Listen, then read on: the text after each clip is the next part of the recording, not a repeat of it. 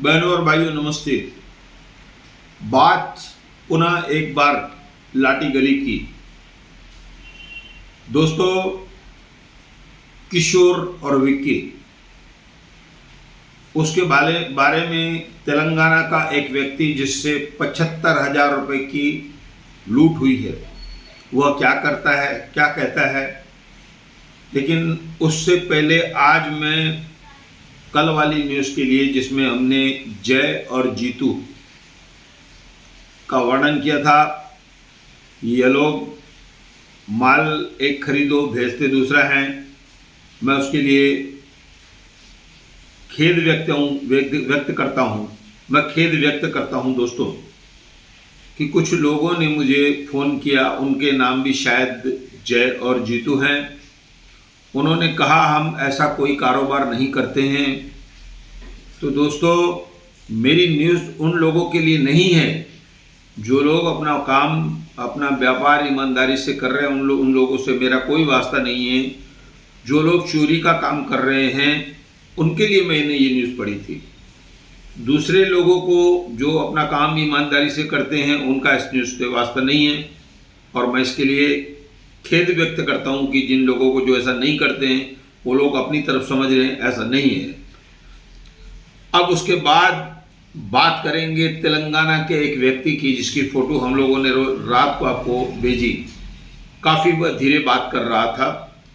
दोस्तों, अब ये कड़ी शुरू हो गई है, पंचायतें जाग गई है, पुलिस जाग गई है। तो उस व्यक्ति ने 75,000 रुपये की बात बताई कि पिछले महीने उसने किशोर का नाम स्पष्ट किया है कि 3 भाई थे वहाँ पर, ऐसा लग रहा था, दुकान थी, अच्छे अच्छे कपड़े वहाँ पड़े थे, मुझे दलाल वहाँ पर लेकर गए। तो मैं यहाँ सबसे पहले अपनी बात को रोक कर ये कहूँगा कि दलालों के झांसे में ना आए। अगर अब हमारी न्यूज़ बाहर तक पहुँच रही है तो आप दलालों के झांसे में ना आए। बड़ी बड़ी जो दुकानें हैं, अच्छी दुकानें हैं, उनके पास आप जाइए माल खरीदने के लिए। तो दोस्तों, उन्होंने बताया है कि किस तरह से 75,000 रुपये की उनसे लूट हो गई। उनको माल नहीं भेजा गया। जब आदमी गया तो उसको ध्यान नहीं आ रहा था किशोर को कि ये व्यक्ति कौन है, मैंने कितने पैसे इससे लिए, तो उसको पहचानने से इनकार कर दिया। तो दोस्तों, ये बात यहाँ तक पहुँची। इससे पहले 1,40,000 रुपये की जो मैटर 2 लोग हैं वो भी तेलंगाना के हैं।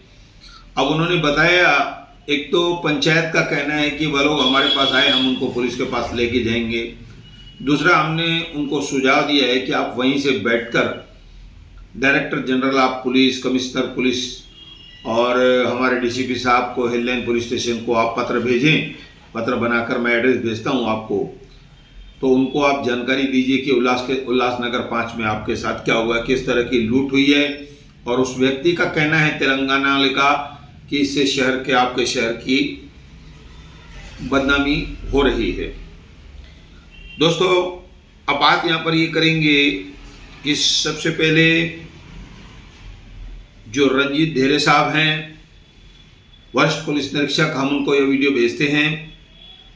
उसके बाद दुकान पंचायतें जाग गई हैं। एक उगमा है, एक यूटीए है। दोनों के नंबर मैं आपको पहले देता हूं।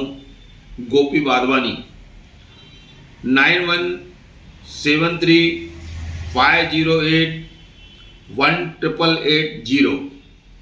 उसके बाद किशन गंगवानी उगमा 919921103322।